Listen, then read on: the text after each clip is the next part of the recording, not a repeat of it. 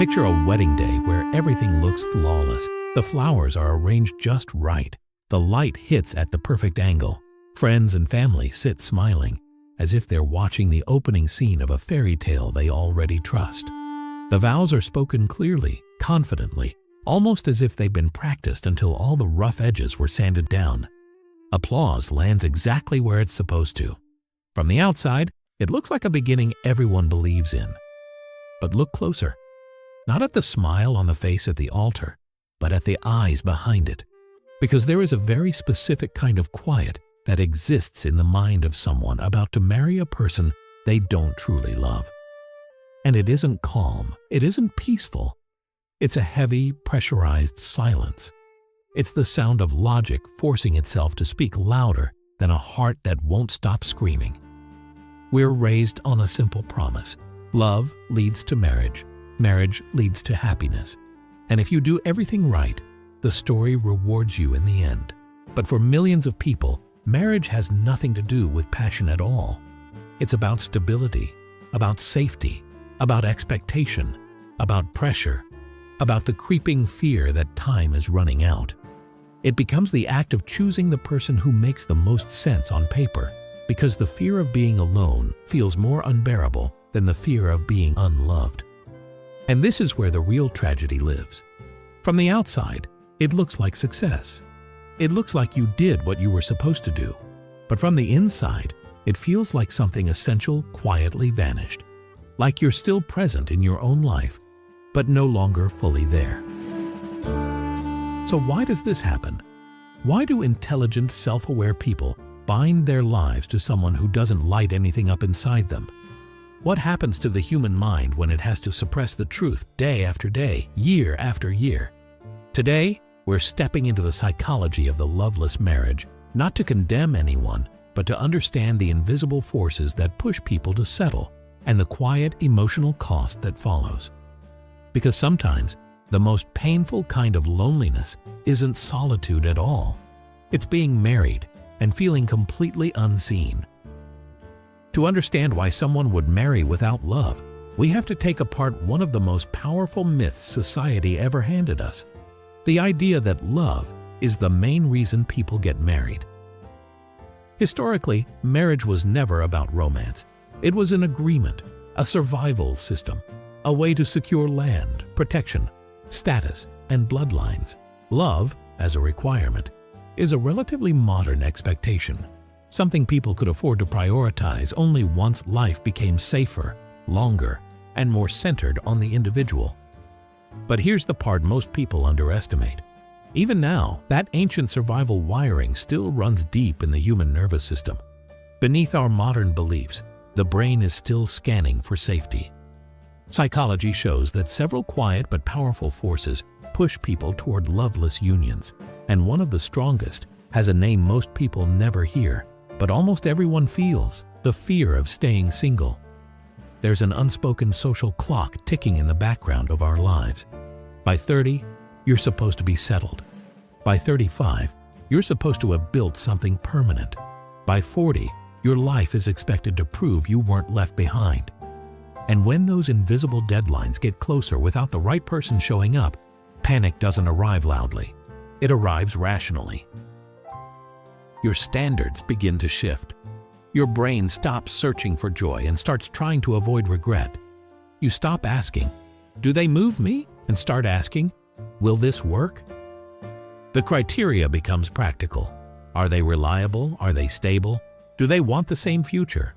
Would my family approve? Love quietly steps aside, replaced by risk management. And for some people, safety isn't just comforting, it's intoxicating, especially for anyone who grew up in chaos, instability, emotional neglect, or constant uncertainty. When you've lived in survival mode long enough, passion stops feeling essential. What you crave isn't romance, it's relief. A stable partner doesn't feel like a love story.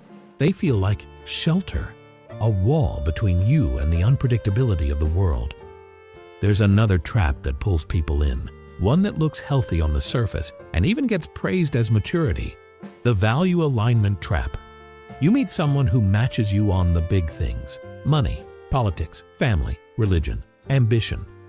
You function well together. You rarely fight. You make sense. And slowly, the mind starts negotiating with the heart. Look how compatible this is. Look how easy it is. Love will come later. Love can grow. But often, it doesn't grow.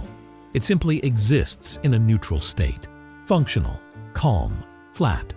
And that's where the internal conflict begins. Because the choice was made logically, but the body never signed off on it. From the outside, it looks like wisdom, like emotional adulthood. From the inside, it feels like the first quiet step into exile from yourself. This is the part most people never talk about. Many people don't marry without love because they're careless or desperate. They do it because their nervous system was trained, often early in life, to misunderstand what love actually feels like. And that hidden programming has a name in psychology: attachment. Attachment is the blueprint your brain builds in childhood about closeness, safety, and connection. It teaches you what love costs, what you have to do to keep it, and what you should expect once you have it. So when adulthood arrives, many people aren't choosing partners based on desire or emotional depth. They're choosing based on familiarity, on patterns that feel known even if they're painful.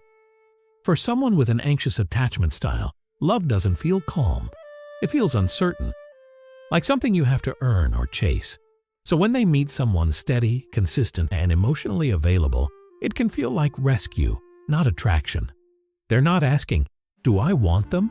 They're asking, "Will they stay?" For someone with an avoidant attachment style, the danger is different. Deep intimacy feels threatening. Being fully seen feels unsafe. So they unconsciously choose someone they don't deeply love because emotional distance feels protective. They get companionship without vulnerability, closeness without exposure. Then there's trauma, the quiet architect behind so many invisible decisions. If you grew up with chaos, inconsistency, or emotional neglect, your nervous system learned the wrong language. It may register intensity as connection. It may confuse anxiety with attraction. It may mistake peace for boredom. So when you meet someone safe, your mind says, "This is good, this is healthy, this is what you're supposed to want." But your body, conditioned by years of unpredictability, whispers something else. This isn't love. And this is the moment most people never recognize for what it is: a lifelong choice made under the influence of the past. Because it's not always that you don't want love. Sometimes you don't recognize it when it shows up without chaos attached. Healthy connection can feel unfamiliar, even empty, when your system is wired for survival instead of intimacy. So you choose what feels controllable, what feels manageable, what feels safe enough to live inside. You choose predictability over aliveness. You choose security over depth. And you tell yourself it's love, because the alternative would mean listening to a truth that threatens everything you've built. And marriage has a way of forcing that truth into the light. This is where settling becomes especially dangerous, because it rarely announces itself. It doesn't look like failure. It looks like growth, like finally choosing peace, like being responsible. Sometimes it even looks like love. Which raises the real question, the one people avoid asking. How do you know the difference between choosing a partner you genuinely desire and choosing someone who simply quiets your fear? Here are the signs, the ones your mind tries to explain away while your body keeps reacting anyway. The first is that relief outweighs excitement. You don't feel drawn toward them. You feel protected from being alone. The second is physical resistance. Touch feels obligatory. Affection feels like something you perform, not something you crave. You can't quite explain it, but your body never fully leans in. The third sign is subtle but telling. You feel lighter when they're not around. Not because you dislike them, but because your nervous system finally gets to unclench. The fourth is self-censorship. You don't share your real thoughts, your strange humor, your deeper fears, or your quiet dreams. Parts of you stay locked away, not out of cruelty, but out of instinct. The fifth sign lives in the future you imagine. On paper, it looks stable, responsible, sensible, but emotionally, it feels colorless, like walking down a long hallway with no windows. The sixth is that the relationship runs almost entirely on logistics.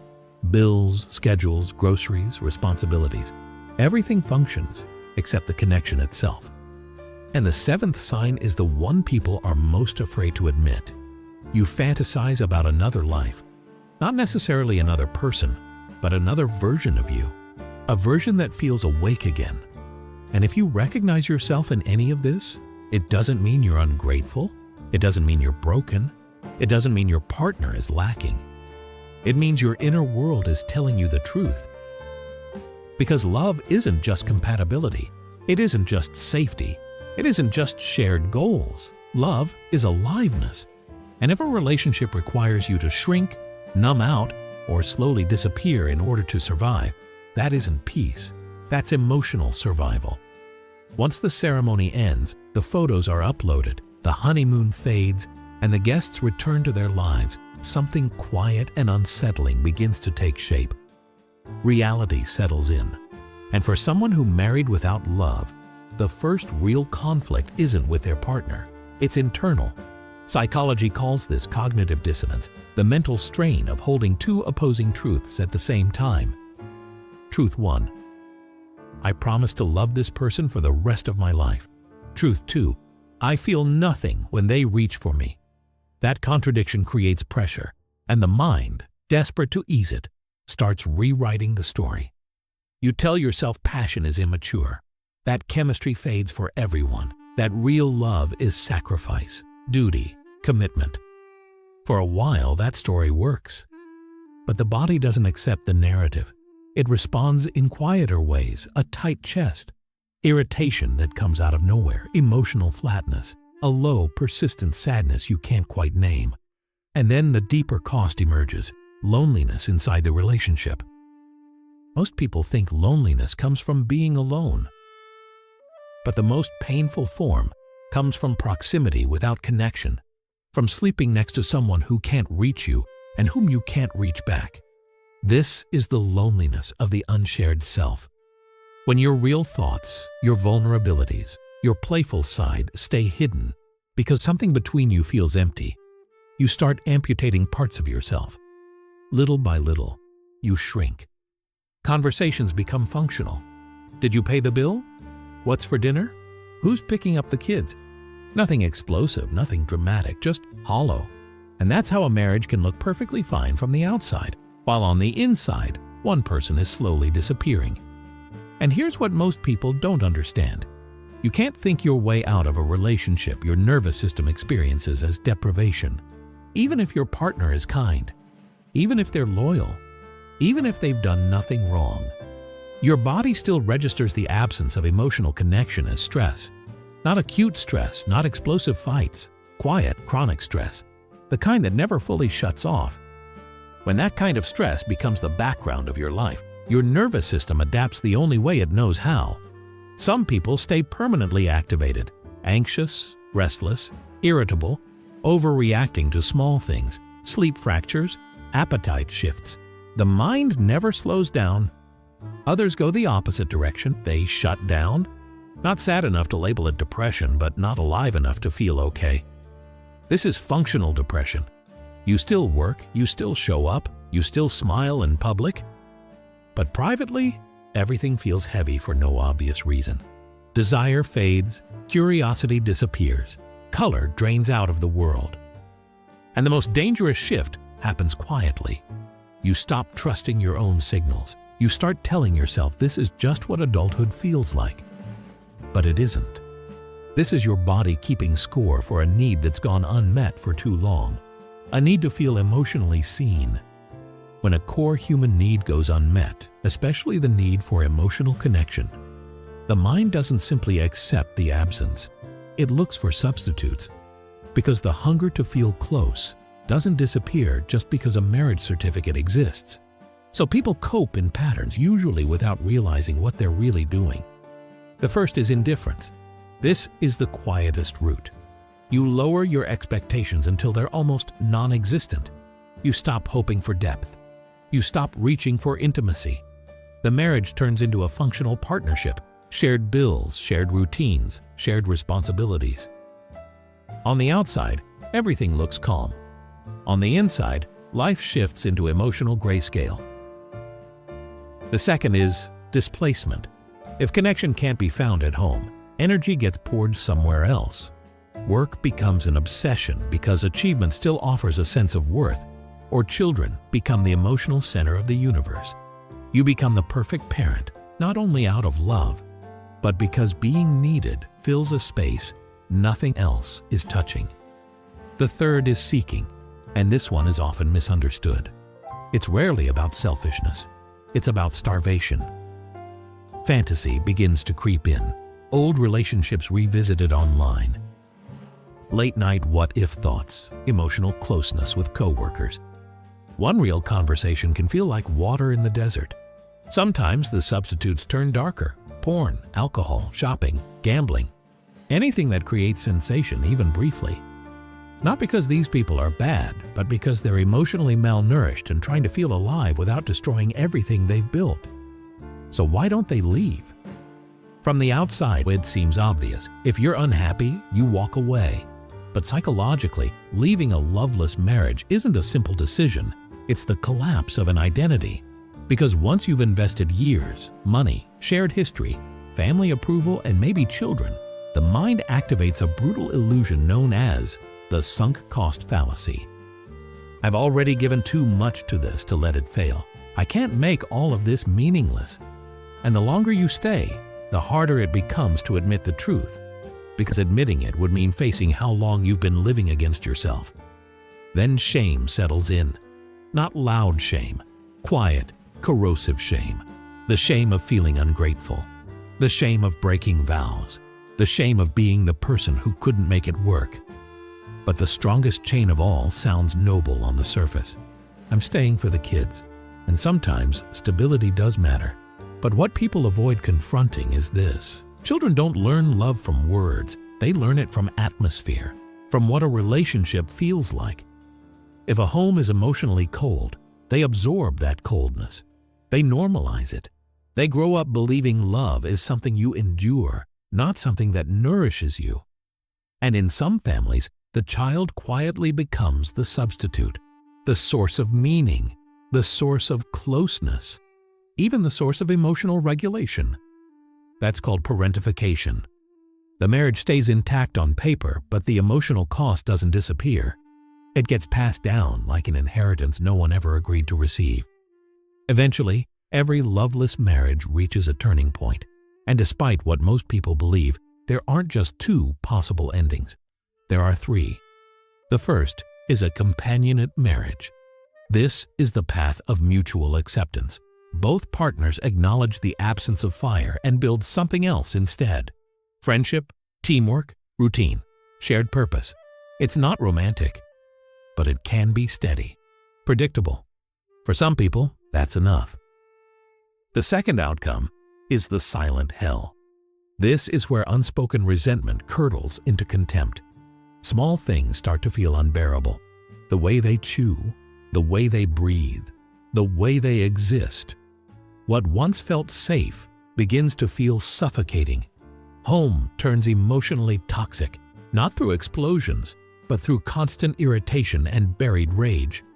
Over time, the mind starts to fracture under the pressure. The third outcome is the quietest and, in many ways, the saddest. Parallel lives, no dramatic fights, no separation. Just two people sharing a house while living in completely separate emotional worlds. Strangers moving past each other in familiar spaces. And here's the warning sign. When respect erodes, outcome too is close behind. Because a marriage can survive without passion, but it cannot survive without respect. So what do you do if you recognize yourself here? There are only two real paths forward, and both require courage. The first is to stay and rebuild. If respect, safety, and goodwill still exist, connection can sometimes be relearned. You start with friendship. You create regular, honest conversations without blame. You rebuild emotional closeness before expecting desire. And if possible, you bring in professional help. Therapy isn't about assigning fault. It's about restoring connection. The second path is to leave with dignity. If the relationship has crossed into numbness, contempt, or emotional harm, Don't just escape, prepare. Build financial stability, set clear boundaries, create a co-parenting plan if children are involved, and allow yourself to grieve. Because life is short, and it is better to be alone and authentic than together and invisible. If this spoke to you, stay with this channel for more psychology-based stories that tell the truth people avoid. And if you feel called to share, leave a comment. Do you think people settle out of fear or out of hope?